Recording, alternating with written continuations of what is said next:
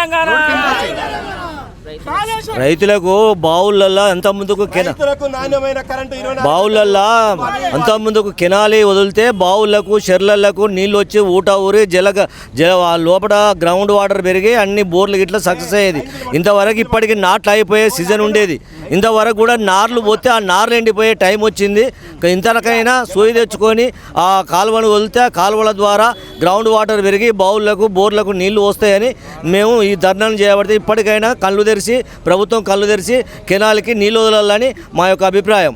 నిన్న మొన్న మీ ఎమ్మెల్యే ఇక్కడ మేడం గారు ఉన్నారుగా, నిన్న మొన్న దేవతల ప్రాజెక్ట్ దగ్గర పోయిళ్ళు అక్కడ ఉండి ఏమంటున్నారంటే వారంలో నేను 5 రోజులు ప్రజల్లోనే ఉంటున్నా, నీళ్ళు ఇస్తున్నా, ఏం సమస్య లేదంటే చెప్తుంది. ఇప్పుడు కెనాల్ దగ్గరికి పోదాము, ఆ కెనాల్లో ఇప్పుడు కనుక నీళ్ళు ఉన్నట్టయితే మేము ఈ ధర్నా చేసినాం, మేము క్షమించమని చెప్తాం. మరి ఆ నీళ్ళు రాకుంటే మరి వారేం చెప్పగలుగుతారు? అందుకే మాకు నీళ్ళు ఇవ్వాలని, నీళ్ళు ఇప్పటికి కెనాలి మీరు పోయి సూచించిన అంతే ఉండాలి. అలా నీళ్ళ సుక్క కూడా లేవు, అలానే గొర్రెలు మేకలు మేసుకుంటూ పోతున్నాయి ఆకులు అల్లములు పెరిగి, అందులో నీళ్ళే లేవు. కంపల్సరీ ఈ అతి త్వరలోనే నీళ్ళు ఇచ్చినట్టయితే ఈ వానాకాలం రబీ ఈ ఖరీఫ్ పంటకు అనువైన టైం ఇది. ఈ టైం దాటితే ఈ నెల రోజుల లోపు నీళ్ళు ఇవ్వకుంటే మాత్రం ఈ వ్యవసాయం చేసుడు కూడా దండగే. రైతు ఏడిసిన రాజ్యం, ఎద్దిడిసిన వ్యవసాయం ఎన్నడూ పనికిరాదు. ఒకవేళ రైతే ఎన్నుముక్కని ఆ ప్రభుత్వాలు కనుక అనుకుంటే మాత్రం రైతుకు సకాలంలో నీరు ఎరువులు అందించాలని మా యొక్క అభిప్రాయం. మేము విజ్ఞప్తి చేస్తున్నాం. తక్షణమే ఈ రైతులందరూ కలిసి మేము ఈ పోరాటంతో ఆగదు, ఇంకా పోరాటాలు ఎక్కువ చేయవలసి వస్తుంది. ఖచ్చితంగా మేము అన్ని చేస్తున్నాం. రైతులం చిన్నప్పటి కాంచి మొదలు పెట్టుకుంటే వ్యవసాయం మీద బతుకుదెరువు, వ్యవసాయం చేస్తేనే కూలీ నాలి అందరూ బతకగలుగుతారు. ఒకవేళ మేము వ్యవసాయం లేకుంటే కలెక్టర్ ఆఫీసర్ కూడా అన్నం తినేది కూడా మేము వ్యవసాయంతో. రైతు మంచి జడ్జి కానీ ప్రభుత్వం ప్రధానమంత్రి కానీ ఎవరు కానీ కంచంలకు తెల్ల మెతుకులు రావాలంటేనే రైతు కష్టపడితేనే వస్తుంది. రైతు కష్టపడాలంటే ఇప్పుడు వ్యవసాయం 6 తాటి పంటలు వేసినాం, 6 తాటి పంటలు వేసి పైకి మొగుళ్ళకి వెళ్ళి చూస్తున్నాం. ఇంతవరకు కూడా వర్ణుడు కర్ణించలేదు, వర్షాలు పడట్లేదు. లెనినో ప్రభావం వల్ల కూడా వర్షాలు పడాయని చెప్పినా కూడా ఆ గోదావరి పోయే నీళ్ళను మొత్తం మళ్లించి ఆ పంపవు ద్వారా కన్నెపల్లి ద్వారా పంపవు ద్వారా ఎత్తిపోయించి కెనాల్కి వదిలాలి.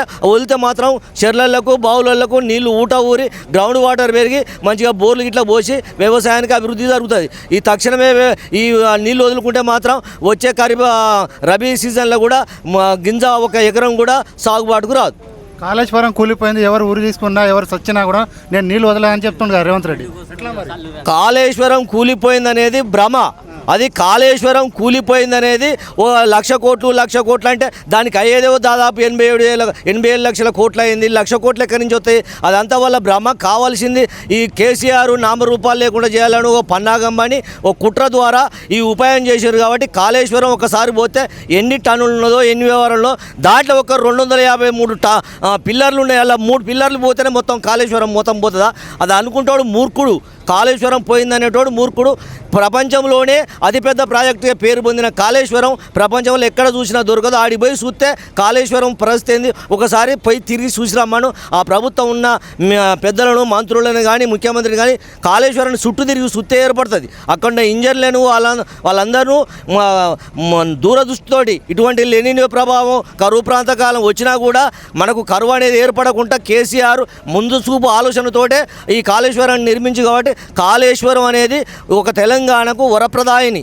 ఆ కాళేశ్వరాన్ని మంచిది కాదు అనటానికి దరిద్రుడే వాడు ఏం తెలియని అమ్మాకుడైతేనే కాళేశ్వరం కుంగిపోయిందని చెప్పగలుగుతాడు. ఇంతకుముందు ఎప్పుడైనా వచ్చినా కాళేశ్వరం నీళ్ళు? కాళేశ్వరం నీళ్లు ద్వారా ఎస్ఆర్ఎస్పికి వచ్చే ఆనించేయాలి మాకు బావులలోకి వచ్చేది. దాదాపు ఇక్కడ ఈ పాలకుర్తి నియోజకవర్గంలో 23 ఊళ్ళు కాలువ లేకుండా ఉన్న ఊళ్ళు ఉన్నాయి. అయినా కూడా కాలువ నడుస్తా అంటే బావులకు ఊట వచ్చి బోర్లు బావులకు నీళ్ళు వస్తే దాని ద్వారా మేము వ్యవసాయం చేసినాం. అసలే కాలువలకు నీళ్ళు రాలేదు, చెర్లకు నీళ్ళు వదలలేదు, ఊట ఊరుతలేదు. కాబట్టి వ్యవసాయం కూడా ఇప్పటికి 100% నాట్లేసుడు అయిపోయేది. దాదాపు 35% కూడా నాట్లు కాలేదు. నార్లు ఎండిపోయే టైం వచ్చింది. అతి త్వరలో మేలుకొని కాలువలు నీటిని విడుదల చేయాలని మేము కోరుచున్నాం.